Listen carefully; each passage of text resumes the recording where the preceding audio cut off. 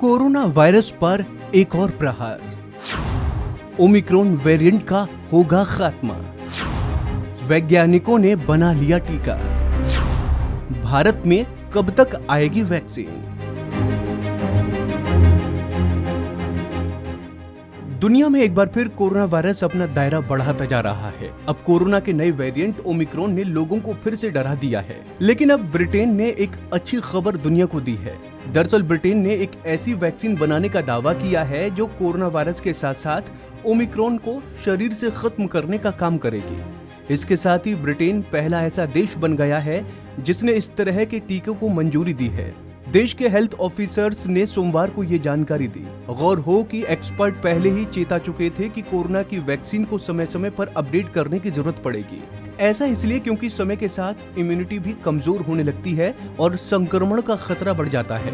इसी को ध्यान में रखते हुए मॉडर्ना ने इस वैक्सीन का निर्माण किया है। आपको बता दें कि इस वैक्सीन को बाइवालेंट नाम दिया गया है।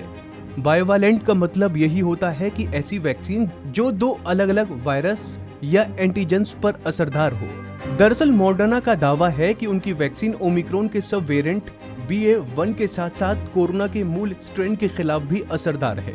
कोरोना का मूल स्ट्रेन यानी जो वायरस 2020 में फैला था, 2020 में वायरस फैलने के बाद इसके अलग अलग वेरिएंट सामने आ चुके हैं। लिहाजा इन वेरिएंट से बचने के लिए अपडेटेड वैक्सीन जरूरी है। ड्रग रेगुलेटरी बॉडी MHRA ने कहा कि उसने कोरोना वायरस के खिलाफ मॉडर्न टीके को मंजूरी दी क्योंकि इससे सुरक्षा, गुणवत्ता और प्रभावशीलता के मानकों पर खरा पाया गया। रेगुलेटरी बॉडी ने कहा कि बूस्टर टीका स्पाइक वैक्स बाइवेलेंट ओरिजिनल यानी ओमिक्रॉन की हर खुराक का आधा हिस्सा 25 माइक्रोग्राम ओरिजिनल जबकि दूसरा आधा हिस्सा ओमिक्रॉन को निशाना बनाता है।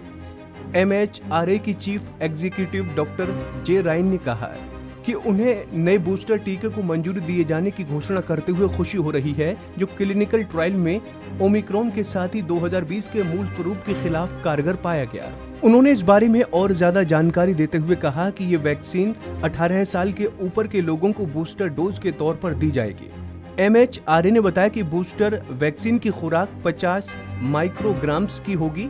इसका 25 माइक्रोग्राम्स वायरस के मूल स्ट्रेन और 25 माइक्रोग्राम ओमिक्रॉन को टारगेट करता है।